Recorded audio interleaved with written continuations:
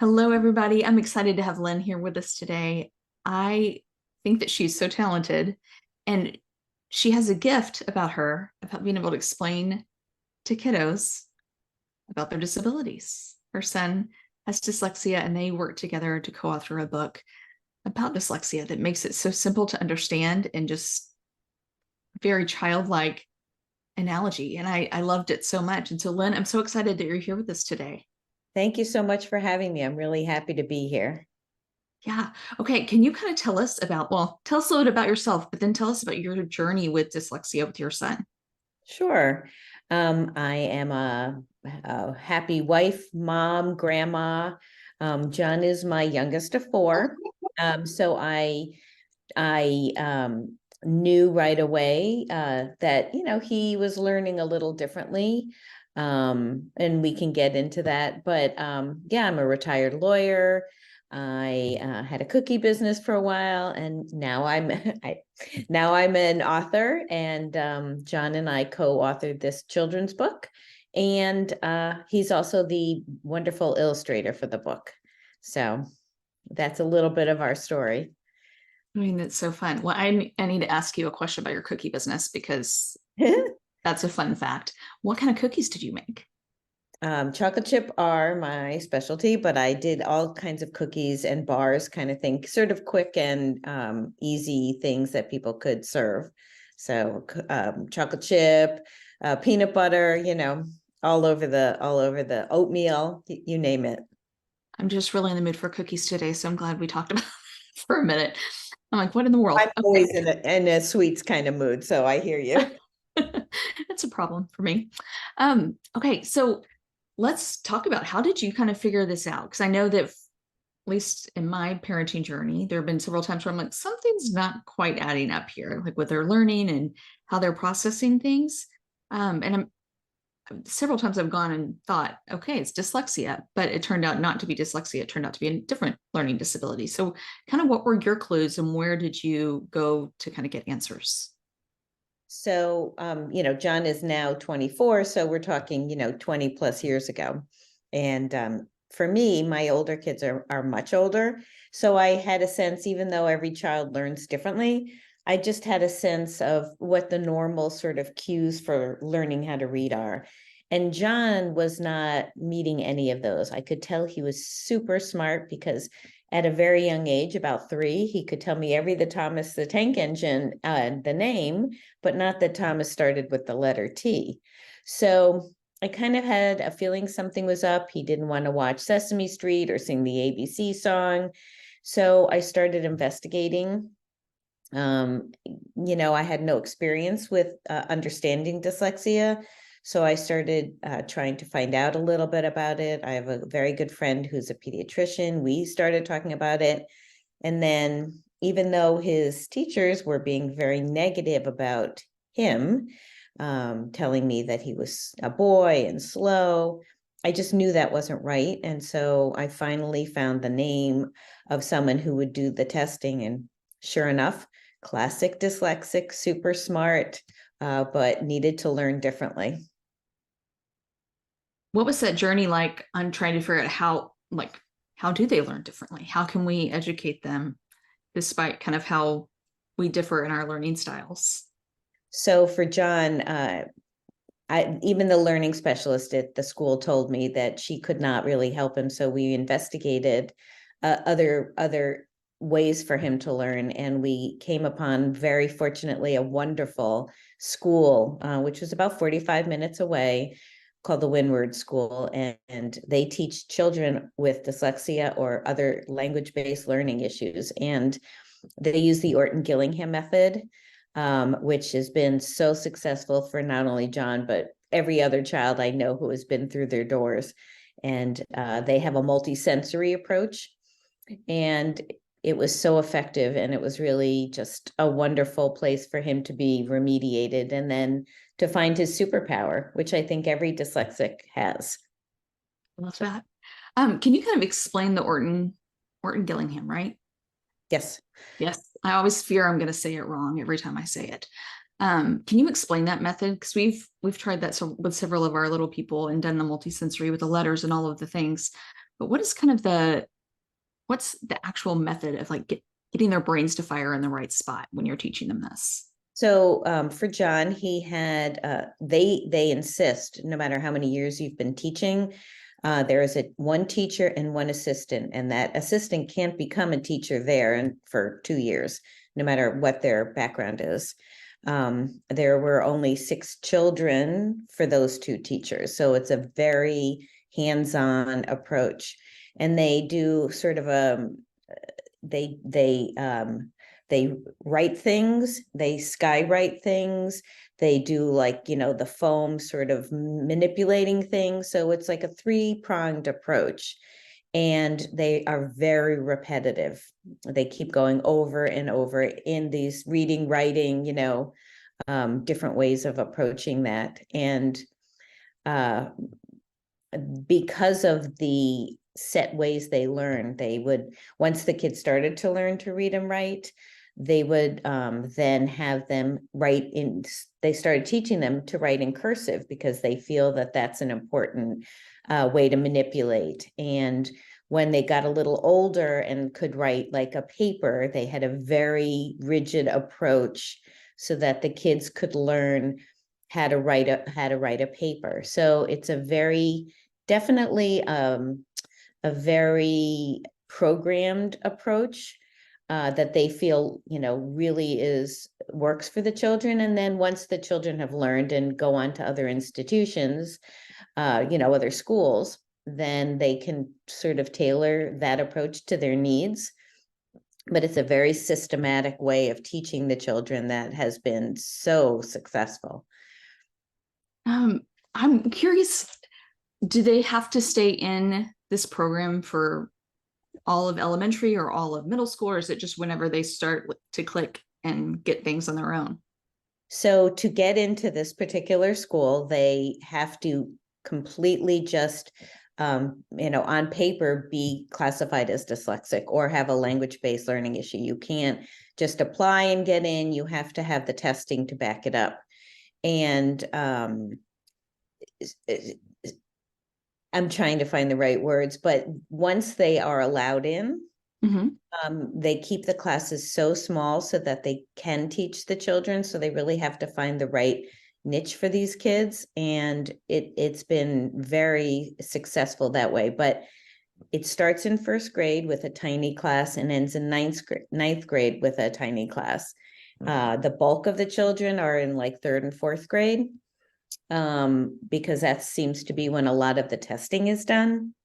But John entered in 2nd grade, and you only need to stay there for as long as they feel you need to be remediated. And then after that, no matter what, whenever you leave and graduate, you can go on to whatever kind of school works best. A lot of kids go to public school, some go to other private.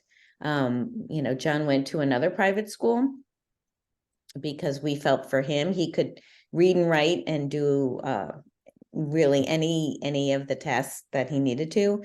But he's a very artistic kid, which is how he originally, when he couldn't read and write, how he expressed himself. So we wanted him to be able to continue to do that, as evidenced by the book. But he went to a school that is really for the arts, and he loved it. He could do his art, and he was with other people who are artists and musicians and actors and actresses. And it was a really special place for him. I love that. I love that you've been able to harness that gifting that he has and kind of figure out his superpower. Yeah. I'm curious about,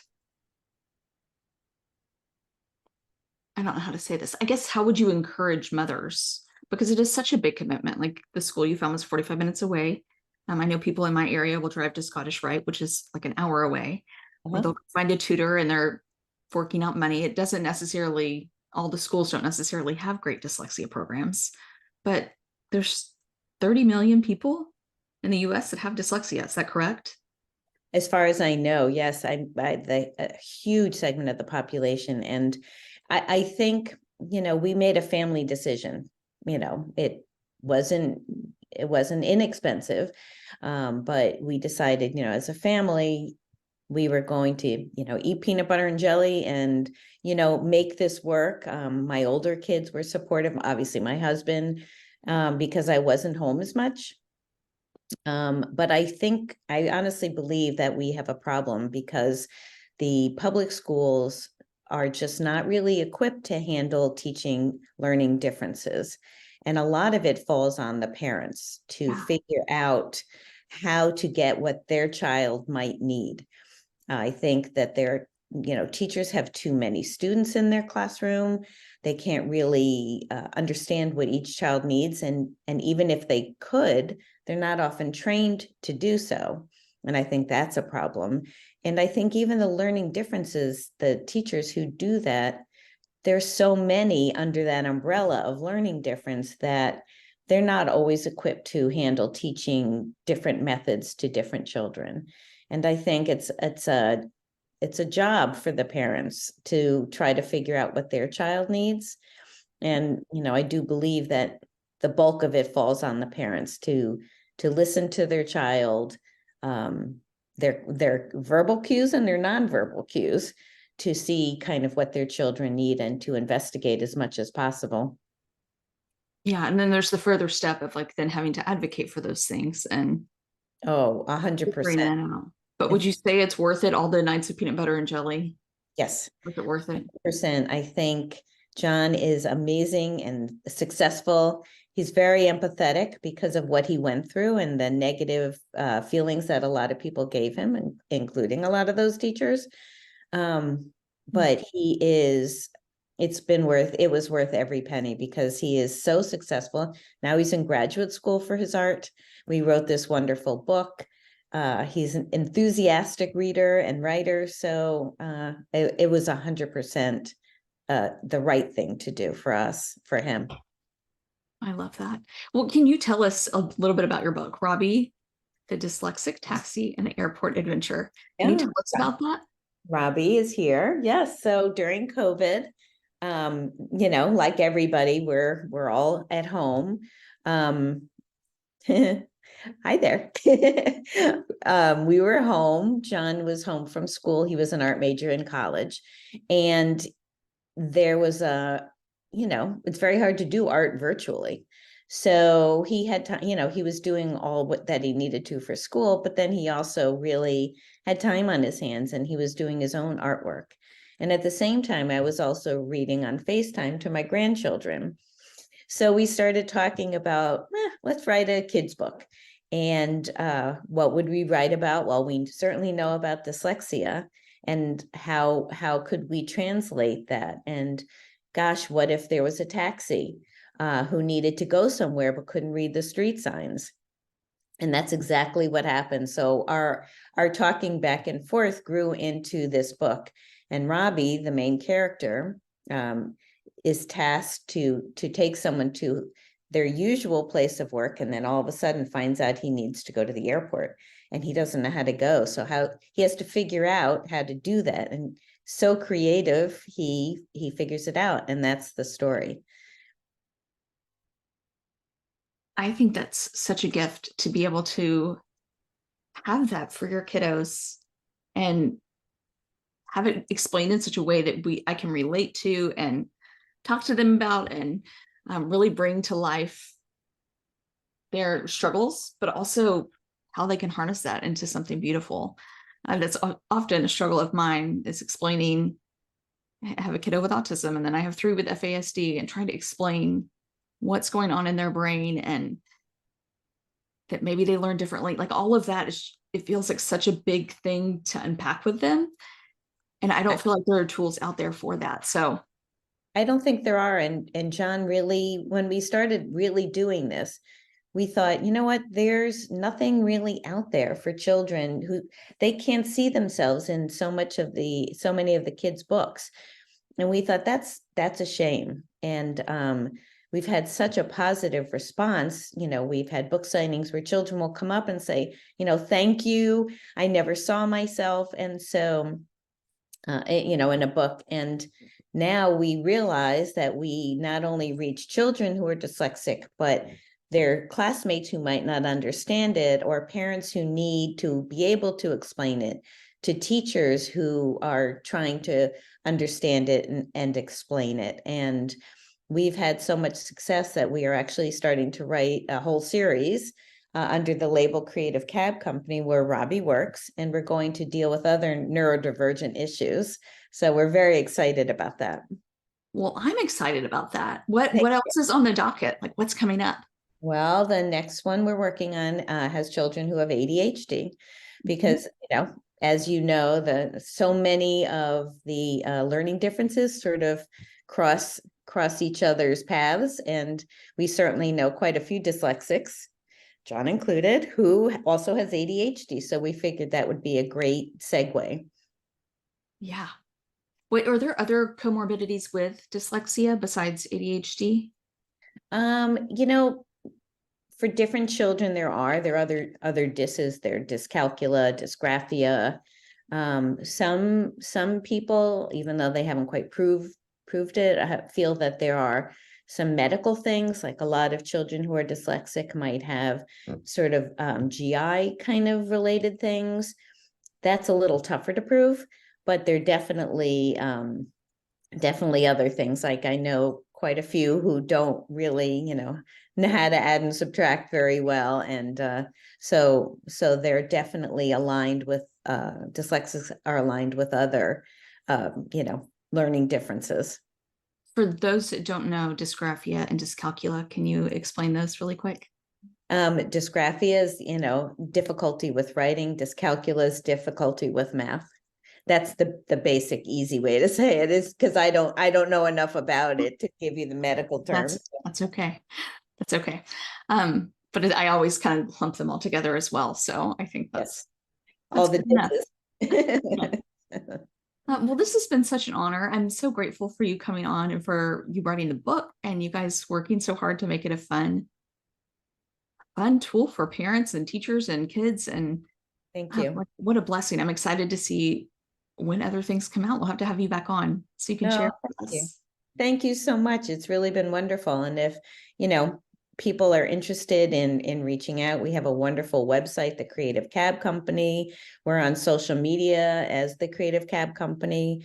There are places to reach us if you have questions or would like to know. They can buy the book on Amazon, or if they go into the bookstores and they don't have them there, they can ask and they can be ordered. So we're really hoping to reach as many people as possible, because we think we've seen it's been such a positive message. So, and doing podcasts like this, thank you for having me. John says to say hello. Well, hello. I know he should have been on too. We should have had a party next time.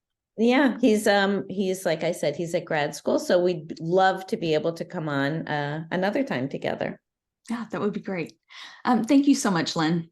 Thank you for having me. Take care.